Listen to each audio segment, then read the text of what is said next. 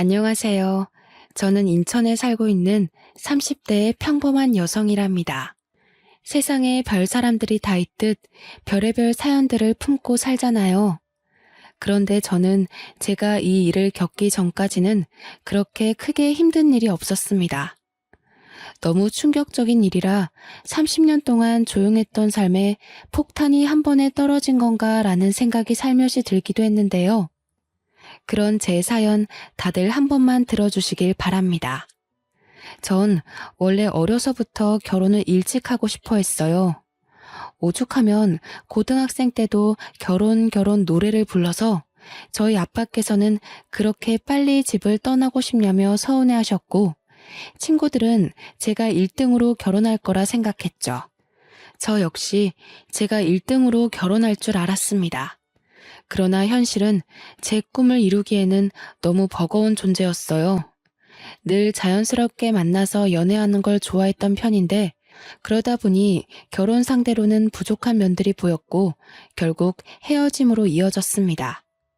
그들이 특별히 뭘 잘못했다기보다는 결혼까진 아닌 연애 있잖아요. 제가 이렇게 헤매고 있을 때 주변 친구들은 오히려 저보다 빨리 시집을 가기 시작했고 애를 낳고 사는 모습을 보니 마냥 부러웠습니다. 그렇게 초조해야 할 나이는 아니라는 걸 알지만 그냥 결혼을 하고 싶었거든요. 결국 저는 자연스러운 만남을 포기하고 결혼을 위해 상대방의 조건을 모두 파악한 후 만나는 자리를 선택했고, 그렇게 여러 남자와의 만남 끝에 제 짝을 찾았습니다. 지금의 제 남편은 조건도 만족이었는데 심지어 첫날 얼굴을 확인했더니 너무 잘생겨서 완전히 빠져버렸습니다. 결혼 생활은 결국 서로 얼굴 보고 사는 거잖아요. 남편의 외적인 모습까지 제 맘에 쏙 들어버렸습니다. 역시 인연은 따로 있다고 하던데 내 인연이 여기 있었구나 싶었어요. 남편도 저도 서로 결혼을 전제로 만나는 거라 연애 초기부터 자연스럽게 결혼에 대한 얘기를 주고받으면서 계획을 세웠습니다. 그리고 전 이 연애가 마음에 무척 들었어요. 뭔가 시간 낭비하는 것 같지도 않고 조건도 알맞지만 무엇보다 진심으로 서로 사랑해서 하는 결혼이니 더욱 좋았죠. 저만큼이나 결혼을 서두르고 싶어 했던 남편은 만난 지 1년도 안 된 상태에서 제게 프로포즈를 했습니다. 예상치도 못하게 받은 프로포즈는 잊을 수 없는 감동으로 남았고 저희는 바로 결혼을 준비했어요. 친정 부모님은 남편을 두 팔 벌려 환영하시는 분위기로 친아들처럼 반겨주셨고 남편도 저희 부모님께 살갑게 정말 잘했습니다. 그리고 시댁에 인사를 하러 갔을 때도 똑같은 분위기였어요. 저희 집도 꽤 밝고 유쾌한 분위기인데 시댁도 화목함이 인상적이었습니다. 특히나 시부가 굉장한 사업가셔서 경제적 여유가 있으신 편인데도 오히려 검소하신 게 정말 좋았어요. 남편에게는 위에 누나와 아래 여동생이 있었고 시댁에 인사를 하러 갔을 때 모두 함께 뵙습니다. 오느라 고생했네. 어서 와요. 네, 안녕하세요. 저는 성미연이에요, 아버님, 어머님. 그래요. 오느라 힘들었을 텐데 어서 들어와요. 임금님 수라상 저리 가라 할 정도로 한상 가득 차려서 저를 환대해 주셨고 좋은 분위기 속에 함께 식사를 했습니다. 처음엔 형식적인 대화들로 시작해서 슬슬 어색함이 풀렸죠. 그리고 시부께서는 제게 정말 마음에 쏙 든다며 첫 대면에 통과를 아주 통쾌하게 외치시며 배웅을 해주셨습니다. 양가에 모두 인사를 마치고 나니 결혼한다는 게 실감이 나기 시작하면서 양가 부모님 모두 저희를 좋게 봐주시니 다행이었어요. 이 얘기를 제 친구들에게 했었는데 몇몇 친구들은 더 살아봐야 안다고 말해주기도 했고 몇몇 친구들은 시댁 제대로 만난 것 같다면서 부럽다고 하기도 했습니다. 제가 사람 보는 눈이 정확하지는 않지만 느낌상 시댁 잘 만난 것 같다는 생각을 하긴 했어요. 사실상 형님의 신우까지 있으면 조금 쉽지는 않죠. 그러나 제 결혼 생활은 그렇지 않았습니다. 결혼 후에 오히려 형님과 신우랑 따로 만나면서 데이트도 하고 그렇게 잘 지냈어요. 특히 형님은 저를 엄청나게 챙겨주셨습니다.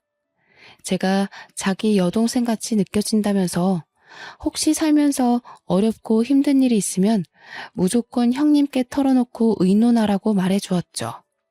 마치 제게 친언니라도 생긴 것처럼 의지를 많이 했습니다. 시댁과 저희 신혼집이 차로 40분 정도 거리였고 결혼하신 형님네는 1시간 거리였어요. 그리고 미혼인 신혼애랑은 20분 거리로 가장 가까웠죠. 신우는 미혼이기도 하고 아직 젊어서 친구들과 시간을 많이 보내는 탓에 자주는 못 봤는데 1시간 거리에 사는 형님은 저랑 놀겠다며 그 힘든 거리를 왔다 갔다 해주셨습니다. 하도 저희 집 쪽으로 자꾸 오셔서 이번에는 제가 가겠다고 하면 절대 안 된다고 막으셨거든요. 그래서 정작 저는 형님네 동네에 못 가봤습니다. 한 번은 제가 형님에게 물어봤어요. 형님, 근데 왕복 2시간이 넘는데 매번 이렇게 오시는 거 안 힘드세요? 다음에는 진짜 제가 갈게요. 무슨 소리야. 옳게. 힘든 거 하지 마. 나는 운전하는 것도 좋아하고 그래서 상관없는데 옳게는 여리여리한 게 꼭 힘든 일 하면 쓰러지게 생겼잖아. 에이, 무슨 소리예요, 형님. 저 그렇게 연약한 사람 아니에요. 정말 다음에는 한번 초대해 주세요. 형님만 매번 저 위해서 고생하셔서 마음이 불편해요.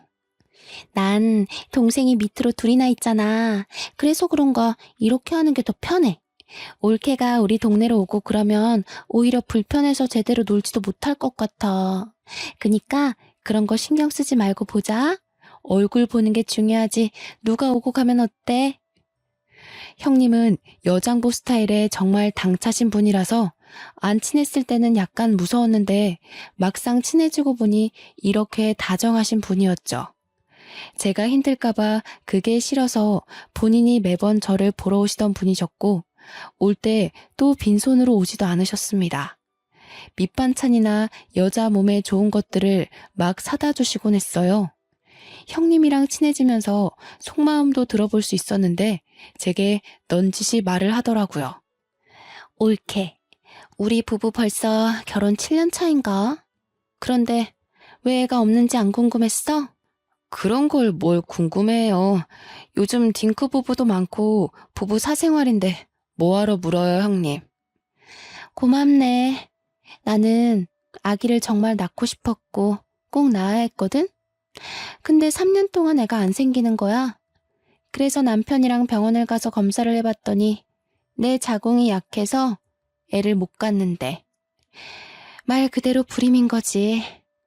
의사한테 그 말 듣는데 너무 서글픈 거 있지? 그래서 남편이랑 그냥 둘이서 쭉 살기로 했어. 형님, 마음고생 심하셨겠어요. 아, 그때 생각하면 뭐 전부를 잃은 기분이었지. 실제로 전부를 잃은 것도 맞고. 그래서 나는 도준이가 결혼한다고 옳게 데려왔을 때 너무 기쁘더라고.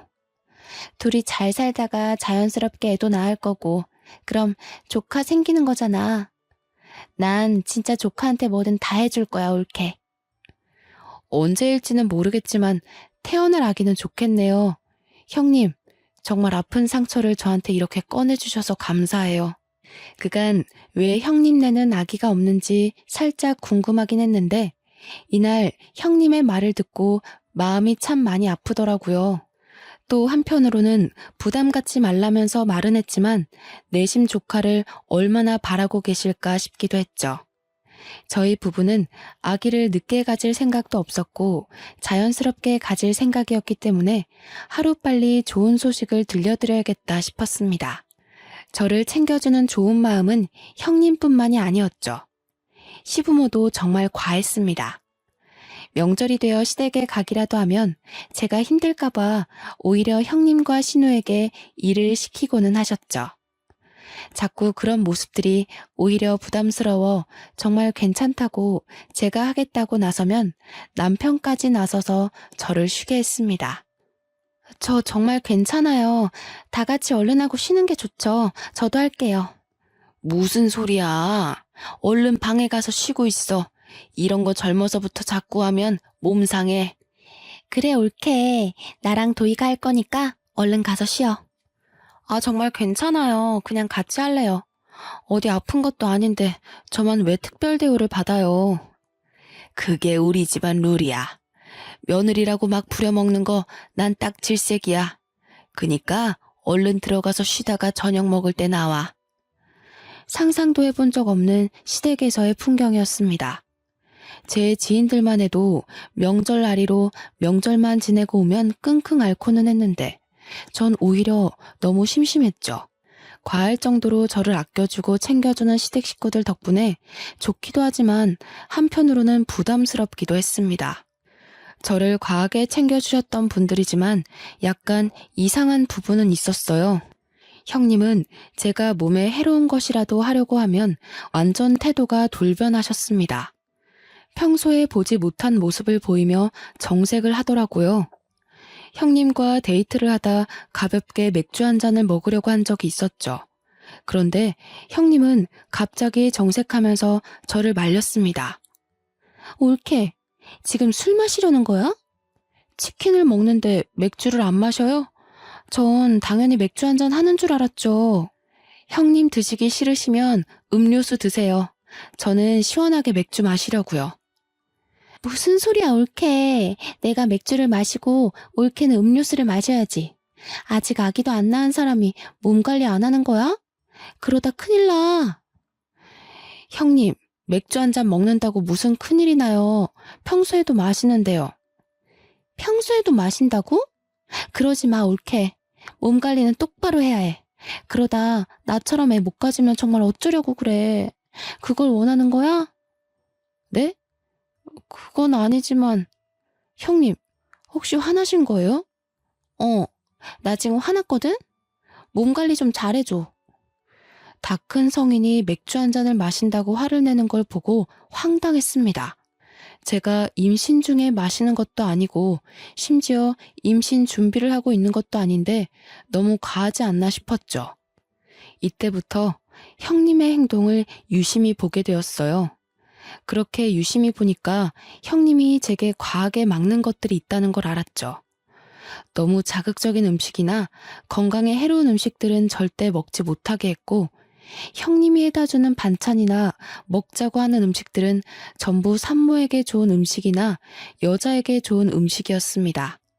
물론 가볍게 생각하면 임신을 생각하고 있는 저를 위해서 노력해 주신다고 생각할 수 있지만 결코 가볍게 생각할 수 있는 문제가 아니었죠.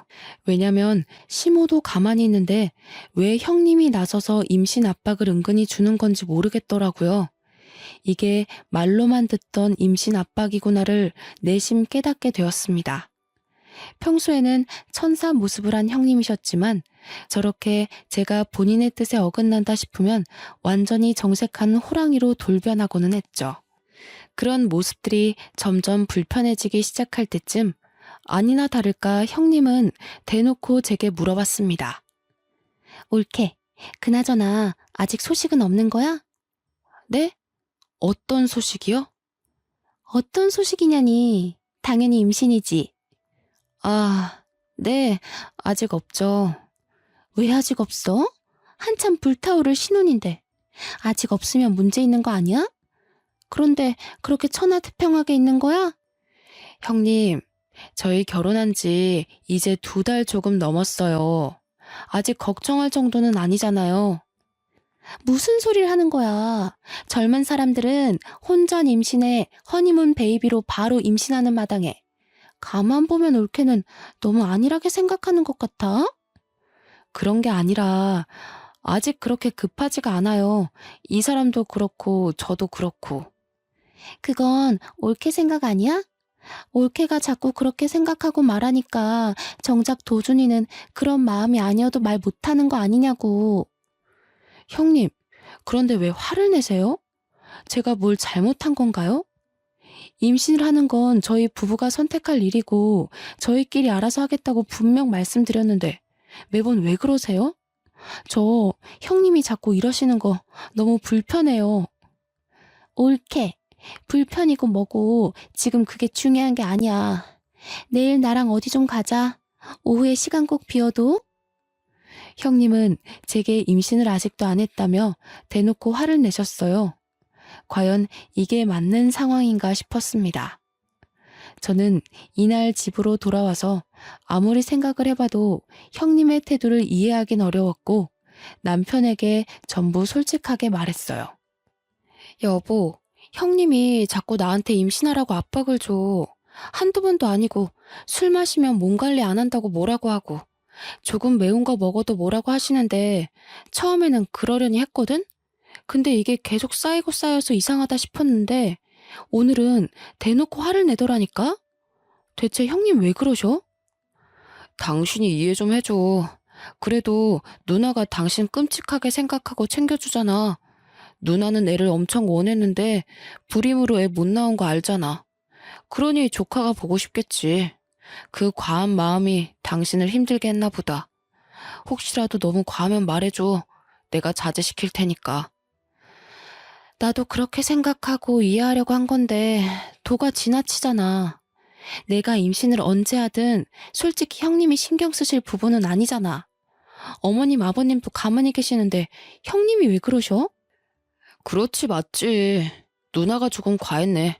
당신이 이해 좀 해줘. 남편에게 말했지만 돌아오는 대답은 이해를 해달라 뿐이었습니다. 솔직히 저도 형님이 불임이라는 말을 듣고 조카를 원해서 그렇겠다고 생각을 하면서 이해하려고 노력을 많이 했었죠. 하지만 저렇게 대놓고 화까지 내는 걸 누가 쉽게 이해하겠어요. 기분이 너무 나빴지만 꾹 누르고 다음 날이 되었습니다. 형님은 이날 제게 어딘가를 가자고 했지만 솔직히 가기 싫었어요. 가기 싫어서 빈둥빈둥 하고 있는데 아주 칼같이 저를 데리러 왔고 어디 가는지도 모르고 우선 차에 탔습니다. 제가 차에 타서도 내내 어디 가는 거냐고 물었는데 대답을 안 해주는 거예요. 자꾸 말을 돌리고 회피하는 게 느껴져서 뭔가 이상하다고 싶었습니다. 그렇게 한 상가 건물 지하 주차장을 들어가는데 그 건물은 병원 건물이었죠. 얼핏 산부인과를 본 것 같아서 제가 혹시나 하는 마음에 차에서 내리지 않고 물어봤습니다. 형님, 설마 지금 산부인과 가는 거예요? 어? 산부인과 가는 거 맞는데? 여기가 내 지인이 의사야. 그래서 잘해줄 거야. 걱정하지 말고 얼른 가보자. 자연 임신이 어려운 거면 빨리 시험관이든 뭐든 해야지. 그렇게 넋 놓고 있을 때가 아니거든. 형님, 정말 뭐 하시는 거예요? 저랑 의논도 안 하시고 병원을 데려오세요. 지금 이거 너무 선 넘는 행동인 거 아시죠? 정말 많이 참으려고 노력하고 있는데 오늘은 도저히 못 참겠네요. 검사를 받더라도 제가 알아서 받을 거니까 제발 저희 부부 일에 신경 좀 꺼주실래요? 가긴 어디를 가. 여기까지 왔으면 검사라도 하고 가라니까. 검사하는 게 뭐 어려운 것도 아닌데 대체 왜 그래 어린애처럼. 제가 지금 검사하는 게 어려워서 이래요? 형님 행동하시는 게 기분 나쁘니까 그렇죠. 저는 형님이 잘 챙겨주셔서 진심으로 좋고 감사했는데 아무래도 적당히 선을 두고 보는 게 좋겠네요. 당분간은 따로 찾아오지 말아주세요. 전 그렇게 차에서 내렸고 저를 부르는 형님을 무시한 채 가버렸습니다. 집으로 오는 길 내내 아무리 생각해도 너무 화가 나는 거예요. 막말로 형님이 뭔데 저렇게까지 설치는지 모르겠고 불편하다 못해 오만정이 다 떨어졌습니다. 남편이 퇴근해서 돌아올 때까지 전 기다렸다가 남편에게도 말했어요.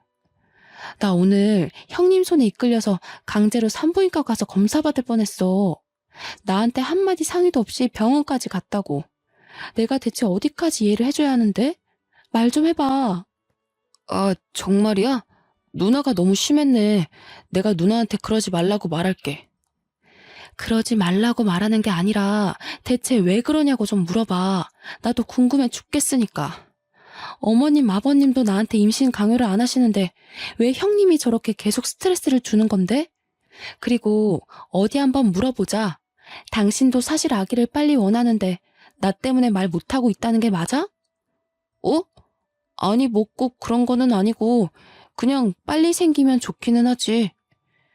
나한테는 그런 말 한 적도 없잖아. 그런 생각이 있으면 당사자인 나한테 말을 해야지.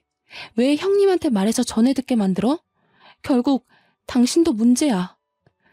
이날 남편에게 엄청나게 퍼부었습니다. 형님을 대신해 남편에게 화풀이를 한 거죠. 남편은 한참을 제 말을 들어주다가 사실은 아이를 원한다면서 빨리 낳고 싶다고 말을 했어요. 이런 말을 아내인 제게 했으면 정말 좋았겠죠. 왜 저한테 안 하고 형님에게 했는지 모르겠더라고요. 전날 남편이 형님에게 연락해서 앞으로 제게 임신에 대한 압박을 주지 말라고 말하는 걸 얼핏 들었지만 모른 척 했습니다.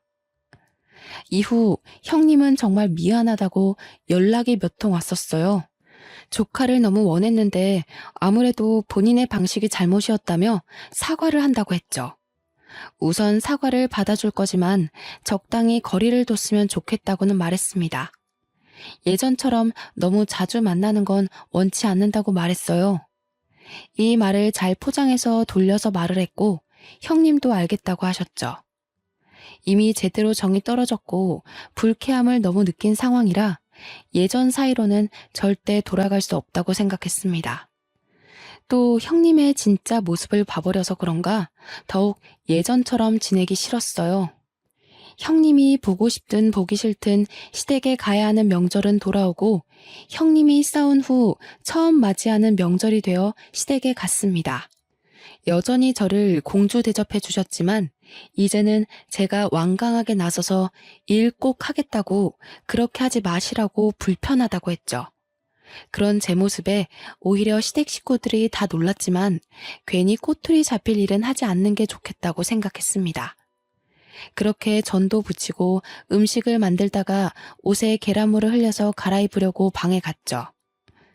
저희 시댁이 2층 집이고 저희가 가면 2층을 사용해요.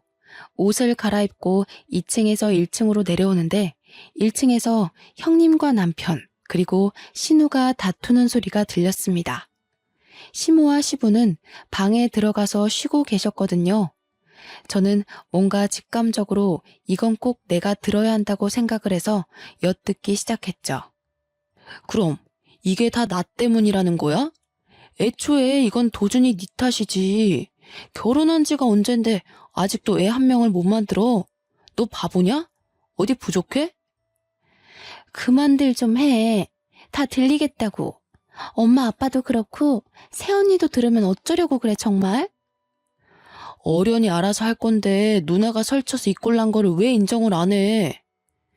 웃기지 마. 그게 뭐가 그렇게 어렵다고 너는 여태 몇 년 동안 그거 하나를 못하냐고. 언제까지 내가 이러고 있어야 하는데 나는 뭐 좋아서 이러고 있냐고. 아 그럼 빠지던가. 원래 아들인 나한테만 주는 건데 불쌍해서 끼워줬더니 말이 많아. 내가 경고하는데 누나 설치지 마. 한 번만 더 설쳐서 일 키우면 누나는 국물도 없어. 아 그만들 좀 하라고. 기다려봐. 내가 망보고 올게. 딱 봐도 내용이 이상한 대화였고 신우가 망을 보고 온다는 말에 전 다시 계단을 올라갔습니다. 그리고 자연스럽게 내려오는 척 했어요.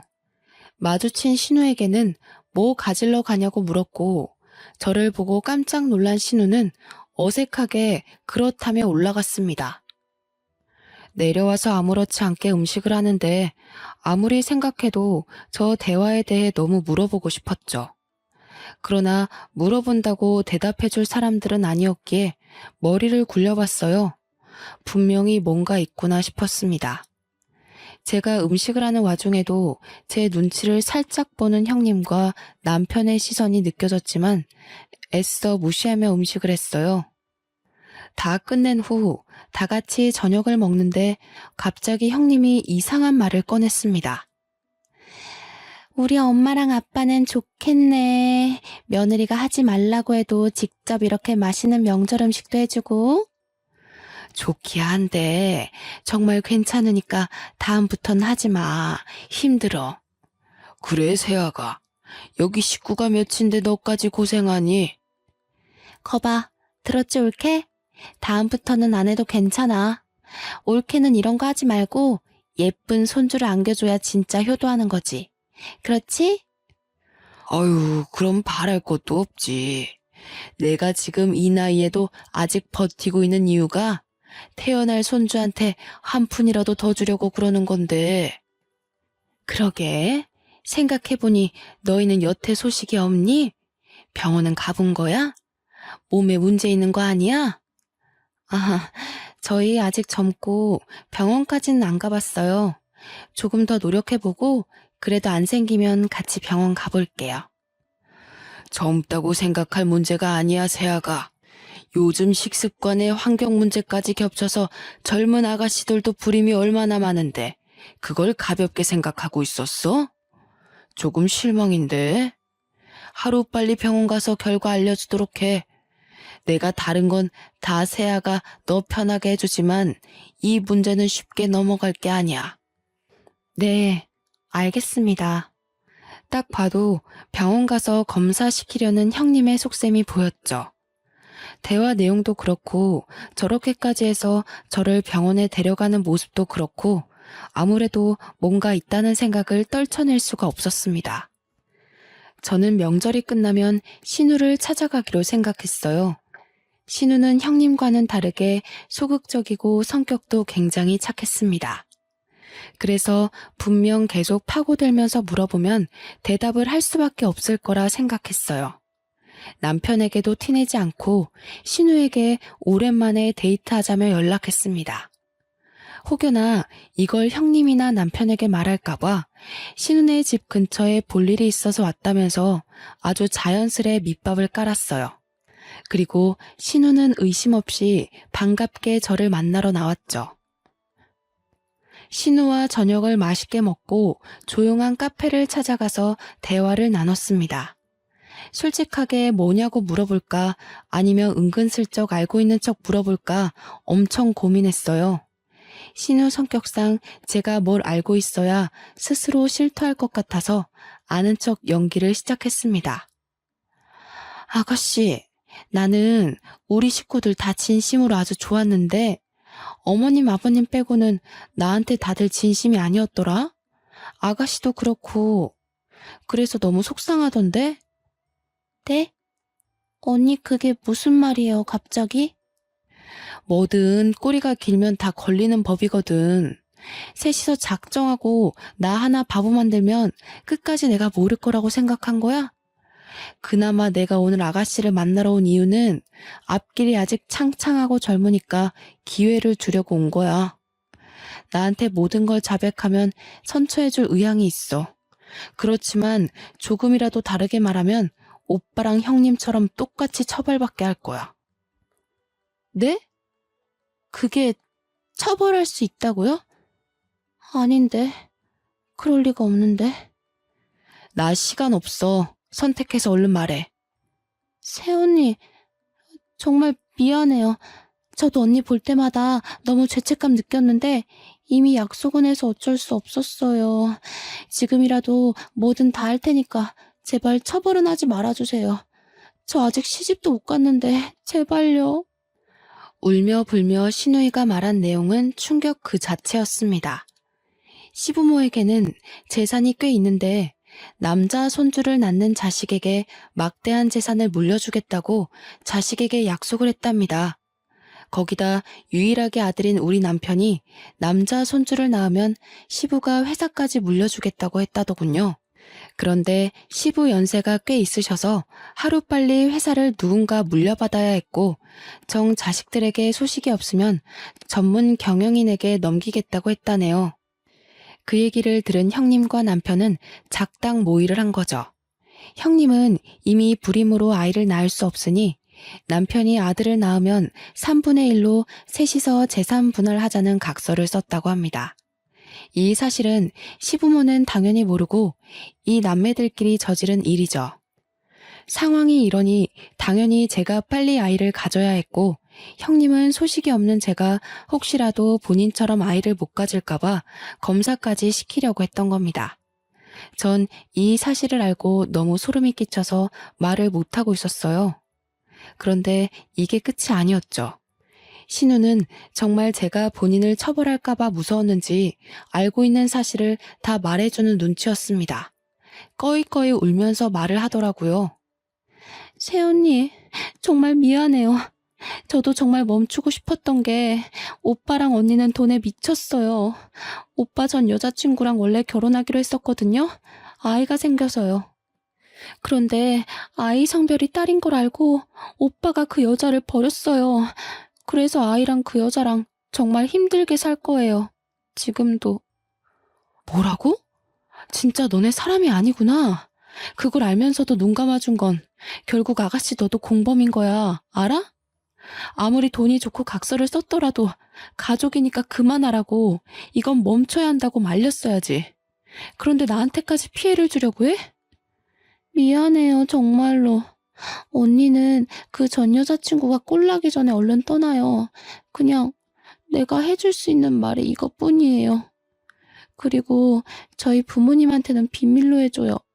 부모님 아시면 저희 죽어요, 정말. 우선 아가씨가 나한테 말한 거 알면 형님이랑 남편이 가만 안 둘 거야. 나도 모른 척하고 있을 테니까 아가씨도 당분간은 모른 척해. 혹시라도 신우가 형님과 남편에게 자백했다고 말해서 일이 틀어질까봐 입단속을 시켰습니다. 모든 사실을 알고 나니까 너무 충격적이라서 그런지 입이 다물어지지도 않더라고요. 충격이 커서 남편과 한 침대에서 도저히 함께 잘 자신이 없어서 일이 생겼다 말하고 그날은 호텔에 가서 혼자 하루를 보냈습니다. 밤을 새우면서 많은 생각을 했는데 그 전 여자친구라는 사람을 찾아서 꼭 만나야겠더라고요. 그래야 정확하게 알 수 있을 것 같았죠. 그런데 이상하게 걸어다니는데 속이 울렁거리고 자꾸 몸이 나른한 게 잠을 미친 듯이 잤어요. 아무래도 스트레스를 과하게 받아서 그런 거겠지 생각하고 넘겼는데 순간 설마 하는 생각이 들었죠. 혹시나 하는 마음에 테스트기를 해봤는데 두 줄이 나와버렸습니다. 하필 이 타이밍에 임신 사실을 알게 되니 막막해서 테스트기를 종류별로 한 6개를 해본 것 같아요.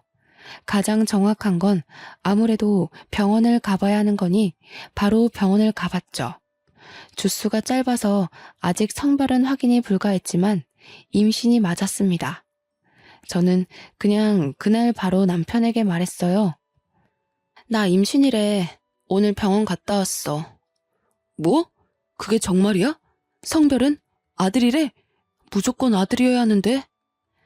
당신 정말 웃긴다. 왜 아들이어야 하는데? 임신을 축하해줘야지 성별을 따지고 들어? 왜? 딸이면 어쩔 건데? 지우려고? 어? 에이, 왜 그래? 당신 임신했다고 벌써 예민한 거야? 무조건 아들을 낳아야지. 내 아빠 말 못 들었어? 아들이 태어나야 딱 물려받을 거 다 받고 그러지. 자기 전에 하늘에 빌고 또 빌어야겠다. 무조건 아들. 제발. 딸이면 어쩔 건데?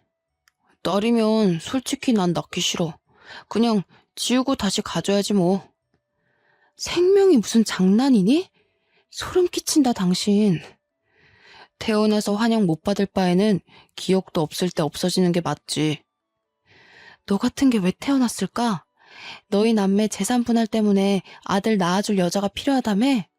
다 필요 없고 소름 끼치니까 당분간 떨어져서 지내자. 생각할 시간이 필요해.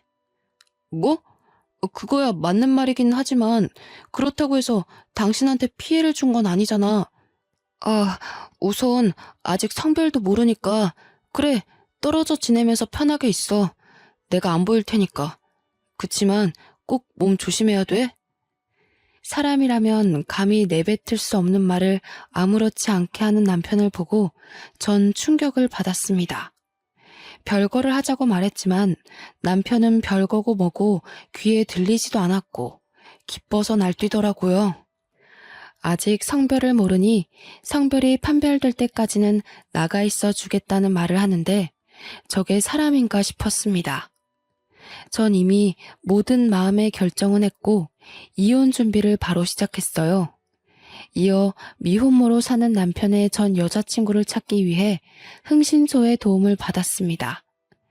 흥신소의 도움을 받았더니 생각보다 빨리 찾게 되었고, 제 생각보다 그 여자는 너무 힘겹게 살고 있었습니다. 같은 여자로서 너무 안타까웠습니다. 제가 먼저 연락드리니 저보다 남편에게 복수하려고 이를 갈고 있더군요. 안녕하세요. 저 전화드린 성미연이에요. 네네. 집이 허름하죠. 우선 앉으시고 정말 찾아와줘서 고마워요. 그 자식 그쪽한테도 그렇게 했어요? 저랑 우리 딸 버리듯 그렇게 한 거예요? 그러려고 하고 있는 것 같아요. 저는 아직 초기라 성별을 모르거든요. 근데 아들이 아니면 지울 거라네요. 그 자식 사람 아니에요. 지가 결혼하자고 매달리고 또 매달리고 원치도 않는 임신까지 시켜놓고서 딸인 거 알자마자 처참하게 버리더라고요. 저는 그때 너무 어렸고 심지어 그 자식 때문에 부모님이랑도 연을 끊어서 갈 곳도 없었는데 정말 딸아이랑 둘이 얼마나 힘들게 살았는지 몰라요. 당장이라도 멱살 잡고 싶지만 먹고 사는 게 힘들어서 복수는 꿈도 못 꾸고 살았어요. 제가 도와드릴게요. 우리 그 복수 같이 해요. 저도 그 자식 가만 안 둘 거거든요. 그 여자의 말을 들어보니 마지막 순간까지도 남편한테 매달렸다고 합니다. 그렇지만 남편은 다른 여자가 생겼다면서 넌 이제 필요 없다고 아주 매몰차게 거부를 했다고 해요. 결국 딸을 가진 여자니까 버린 거고 재산에 눈이 멀어버린 괴물 같은 놈인 거죠. 저는 전 여자친구와 함께 복수를 시원하게 하고 끝내기로 마음먹었습니다. 다만 안정기가 될 때까지 기다렸어요. 그 기간 동안 따로 나가 살 집을 구했고 그곳으로 제 짐을 옮겨서 이사하고 있었습니다. 별거 중이라 집에 오지 않던 남편은 이 사실을 전혀 몰랐죠. 이혼을 준비하고 있다는 사실도 모르고 천하태평하게 지내는 남편이 웃겼습니다. 그리고 안정기에 접어들면서 성별이 아들이라는 것을 알게 되었어요. 저는 남편에게 성별이 아들이라고 메시지를 보내자마자 미친 듯이 전화가 왔죠. 여보, 세상에 아들이 맞아? 사실이야? 고생했어. 역시 우리 여보는 해낼 줄 알았어. 내가 정말 사랑하는 거 알지? 뭐 갖고 싶어? 내가 다 사줄게. 그러나 전 간결하게 딱 한마디만 하고 끊었습니다. 웃기시네. 나 너랑 이혼할 거야. 입 다물고 너희 부모님 집 앞으로 와. 아마 빨리 오는 게 좋을 거다. 남편이 버린 전 여친과 함께 시댁으로 쳐들어갔습니다. 시댁에 도착했을 때는 이미 형님과 신우 그리고 시부모가 있었고 전 여자친구를 보자마자 형님과 신우는 사색이 되었죠. 영문을 모르는 시부모에게는 제가 친절하게 설명을 해드렸습니다. 어머님, 아버님, 당신 자식들이 얼마나 괴물인 줄 아세요? 재산 그거 물려받겠다고 자기들끼리 각서까지 썼다네요. 제 남편이 아들 낳으면 3분의 1에서 나눠 갖기로요. 그리고 여기 있는 이 여자분은 저랑 만나기 전에 이미 남편의 딸을 낳으신 분이에요. 그런데 남편이 아들이 아니라 딸을 낳았다면서 이 여자분을 버렸다네요? 뭐라고? 그게 사실이니? 네, 제가 산 증인이죠. 제 딸아이가 벌써 5살이에요. 그 세월을 얼마나 피눈물 흘리면서 살았는 줄 아세요? 아무리 돈이 좋다고 해도 그렇지. 어떻게 그럴 수 있냐고 어떡해. 그 나쁜 자식 때문에 나랑 내 새끼는 매일 피눈물 흘리면서 살았는데 아직도 이러고 살고 있네요. 당신 아들은 돈에 미쳤다고요. 저한테 형님은 그러셨죠. 애 빨리 낳으라고 압박 주셨고 술도 한 모금 못 마시게 하고 마치 겉으로는 저를 무척 아끼는 척하면서 사실은 애 빨리 갖게 하려고 참 애 많이 쓰셨죠? 그런데 어머님, 아버님, 이 사람이 저 임신했다는 말 하자마자 뭐라 한 줄 아세요? 아들 아니면 지우고 다시 갖자던데요. 딸이면 낳을 필요가 없다고요. 그래서 저 이혼할 거예요. 제 말이 끝나자마자 시모는 뒷목 잡고 쓰러졌고 뒤늦게 도착한 남편은 전 여자친구를 보자마자 막 쫓아내려고 했습니다. 그걸 제가 말리고 있는데 시부가 남편의 멱살을 잡고 확 끌어서 뺨을 때리며 말했어요. 정신 차려. 네가 사람이냐? 내가 그런 뜻으로 너희한테 말한 줄 알아? 나는 괴물 새끼들한테는 돈 한 푼 줄 수 없다. 당장 내 집에서 나가! 이 말을 들은 남편은 저 때문에 모든 게 망했다면서 제 뺨을 때리더라고요. 그래서 저도 어이가 없어서 급소를 확 발로 차주면서 말했죠. 웃기고 있네. 야, 너 같은 건 씨 뿌릴 자격도 없어. 넌 죽을 때까지 절대 뿌리고 다니지 마. 여자들이 너무 아까우니까. 그러고 시댁을 나섰습니다. 몇 달 동안 남편과 이미 별거 중이었고 시댁 소식은 들을 길이 없었는데 그나마 신우가 먼저 연락해서 술술 말해주더군요. 전 남편은 집에서도 쫓겨나고 시아버님은 충격에 전문 경영인을 구하기로 했다네요. 너무 통쾌하더라고요. 웃긴 건 시부의 모든 경제적 지원이 끊겨버린 남편은 제게 다시 시작하자며 매달리기 시작했습니다. 제 뱃속에 아들이 있으니 다시 시부모님을 설득해서 자기가 회사만 물려받으면 모든 게 끝난다고요. 그 말을 듣는데 참 어이가 없었죠. 저는 완벽하게 무시하고 아예 연락을 차단해버렸습니다. 1년 전 잘생긴 아들을 출산하고 지금은 친정 부모님의 도움을 받으며 잘 키우고 있어요. 아이가 태어나자마자 시부모님이 조심스럽게 저한테 연락을 하셨어요. 본인 아들은 버렸지만 귀여운 손주 얼굴은 꼭 보고 싶다고 하면서요. 그 마음이 이해가 안 되는 건 아니었기에 지금은 전 시부모님과는 왕래하며 아들 얼굴도 보여주고 있어요. 아버님은 우리 아들이 커서 경영에 관심 있다고 하면 언제든 회사를 물려준다고 장난처럼 말씀하시더라고요. 저는 돈에 눈이 멀었던 전 남편과는 다른 사람이기에 그런 농담 하시지 말라고 하셨습니다. 지금은 아들 키우는 재미로 살고 있어요. 어찌나 하루하루 쑥쑥 크는지 한시라도 눈을 뗄 수가 없을 정도로 귀엽더라고요. 아, 그리고 남편의 전 여친분도 시부모님이 책임지고 좋은 집으로 이사도 해주셨고 모자란 생활비도 지원해 주신다고 그러더군요. 시부모님은 착하신데 어떻게 그 핏줄에서 악마 같은 전 남편이 태어났나 아직도 모르겠어요. 그래서 저는 아들을 키우면서 돈이 전부가 아니라는 것을 제대로 가르쳐 줄 생각입니다. 제 사연을 읽어주신 분들도 모두 행복하시길 바라며 마무리할게요.